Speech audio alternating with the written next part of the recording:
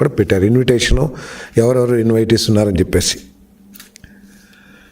So తర్వాత వాళ్ళు ఏదైనా ఇన్విటేషన్ కొట్టుండొచ్చు. తర్వాత అందరికీ తెలిసిందే 9 తర్వాత బిజీగా అందరం కూడా బిజీగా ఉన్న కలెక్టర్స్ కాన్ఫరెన్స్ కానివ్వండి, లేకపోతే విజన్ 2047 కార్యక్రమం కానివ్వండి, వీటిల్లో బిజీగా ఉండి వారి ఇన్విటేషన్స్ని పూర్తిగా చదివే ప్రయత్నం కూడా నేను చేయలేదు. ఎందుకంటే నాకు తెలిసింది మెయిన్ వాళ్ళందరూ కూడా మన పార్టీకి సంబంధించిన వాళ్ళు ఉన్నారు, ఒక్కళ్ళే ఉన్నారు. ఇది కూడా అడిగాను, ఏంటి వైఎస్ఆర్సీపీ నాయకురాలని కూడా పిలుస్తున్నారా అని అడిగాను. సరే వాళ్ళు రారులేండి, ఊరినే కాదు మా చైర్మన్ కదా అని చెప్పేసి వేసామని చెప్పేసి చెప్పారు. సరే నేను అది సీరియస్గా తీసుకోలేదు.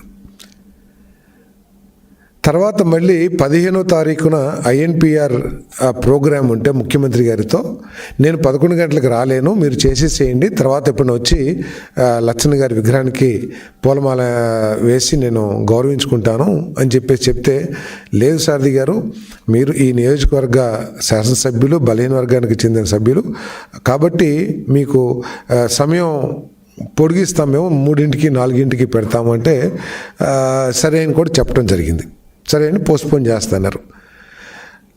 ఆఖరికి INPR ప్రోగ్రామే దాదాపు 1:30-2 దాకా అయితే నేను భోజనం చేసేసరికి 3 దాకా దాదాపు 3 అయిపోయింది.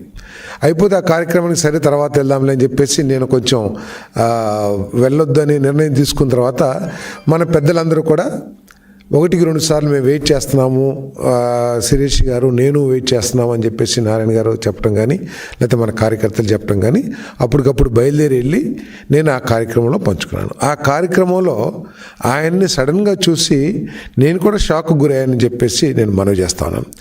ఇది గౌడ సంఘానికి సంబంధించిన కార్యక్రమం కాబట్టి ఇలా చేయండి, అలా చేయండి, ఇలా ఎందుకు చేశారు అనే చెప్పటం కరెక్ట్ కాదేమో అని చెప్పేసి భావించాను. అది తప్పైతే నేను సారీ అని చెప్పేసి కూడా చెప్తాను నేను.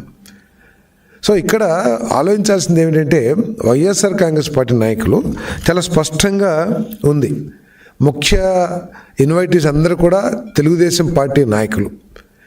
ఈ విధంగా ఇటువంటి కార్యక్రమాల్లో వచ్చి వారు కావాలంటే 11ంటికి ముందు ఫిక్స్ చేశారు కాబట్టి అప్పుడైనా వచ్చి వెళ్ళొచ్చు, లేదా తర్వాతైనా వచ్చి వెళ్ళొచ్చు. వీరందరికీ కూడా తెలిసిందే, ఇంతకుముందు లోకేష్ గారు మీటింగ్ పెడితే టెలికాన్ఫరెన్స్ ఏ విధంగా ఇంక్లూడ్ అయిపోయి ఇటువంటి చిల్లర చేష్టలన్నీ కూడా వారికి వెన్నతో పెట్టిన విద్య. తర్వాత నాకు జోగి రమేష్ గారికి వ్యక్తిగత బలమైన సంబంధాలు ఏమీ లేవని చెప్పేసి కూడా నేను చెప్తా ఉన్నాను. నేను అక్కడ మినిస్టర్గా వచ్చినప్పుడు కూడా నా మీద ఏ విధంగా స్క్రోల్ చేసింది, నా ఇన్వాల్వ్మెంట్ లేని విషయంలో ఏ విధంగా స్క్రోల్ చేసి నన్ను ఇబ్బంది పెట్టిన విషయాలు కూడా ఉన్నాయి. ఇవన్నీ కూడా అనవసరమైన సబ్జెక్ట్ అయినా కూడా నేను ఊరినే కార్యకర్తల కన్జంప్షన్ కోసం నేను తెలియజేస్తా ఉన్నాను. ఇది ఉద్దేశపూర్వకంగా జరిగింది కాదు.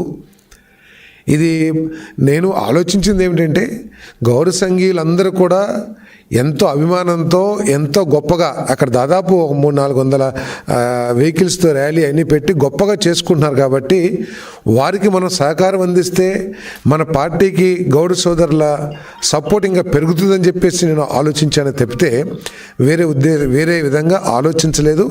అది కాకుండా అక్కడ ఉన్న వారందరూ కూడా ఎక్కువగా తెలుగుదేశం పార్టీ విజయానికి నా విజయం కోసం కష్టపడ్డ వాళ్ళు ఎక్కువగా ఆర్గనైజేషన్లో ఉన్నారు కాబట్టి నేను మిగతా విషయాలు పెద్ద పట్టించుకోలేదని చెప్పేసి కూడా నేను మనవి చేస్తా ఉన్నాను. అక్కడ ఏదైనా చిన్న రప్చర్ చేసిన గౌడ సంఘీయులందరూ కూడా బాధపడి తర్వాత పార్టీకి ఏమన్నా తప్పుగా అన్వయిస్తారేమో నేను చేస్తేని. సరే ఇదంతా కూడా ఏంటంటే ఊగిస్లాట్లో నేను ఏమి చేసి ఉండకపోవచ్చు. కానీ నేను ఇక్కడ మనవి చేసేది ఏంటంటే, నేను తెలుగుదేశం పార్టీ సిద్ధాంతాలని, చంద్రబాబు నాయుడు గారి నాయకత్వాన్ని, లోకేష్ బాబు గారి నాయకత్వాన్ని బలంగా నమ్మటమే కాకుండా వారిద్దరూ కూడా నాకు చాలా ఎక్కువ గౌరవం ఇచ్చి నా గౌరవాన్ని పెంచిన విషయాన్ని నేను ఎప్పుడు కూడా మర్చిపోనని చెప్పేసి మనం చేస్తాను.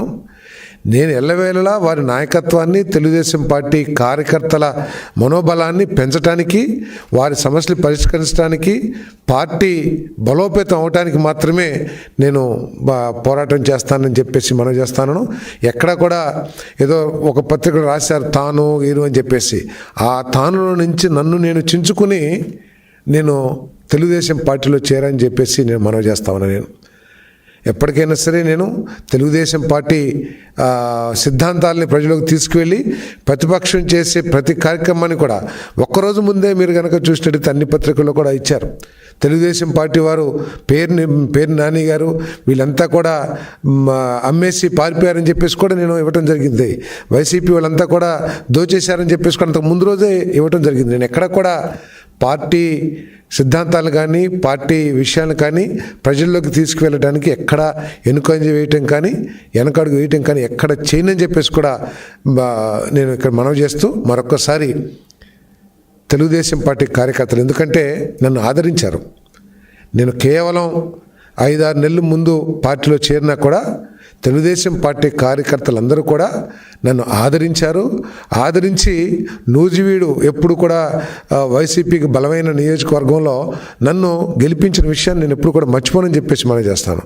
అందుకనే నా వ్యవహార శైలి కానీ నా పనితనం కానీ చూసినట్లయితే ఎప్పుడు నియోజకవర్గంలో తెలుగుదేశం పార్టీ కార్యకర్తలను బలోపేతం చేయడానికి, గ్రామాల్లో వివక్షాపూరితమైన పరిస్థితులు లేకుండా ఉండటానికి, తెలుగుదేశం పార్టీకి మేలు జరిగే విధంగానే నేను చర్యలు కానీ నిర్ణయాలు కానీ లేదా పనితనం కానీ చేస్తానని చెప్పేసి కూడా ఈ సందర్భంగా మనం చేస్తామని నేను ఈవెన్ మొన్న ఎలక్షన్లో కూడా నీటి సంఘాలైన ఎక్కడ కూడా కొంతమంది చెప్తున్నారు సారథి గారు ఏదో వైసీపీ వాళ్ళకి సపోర్ట్ చేస్తానని చెప్పేసి.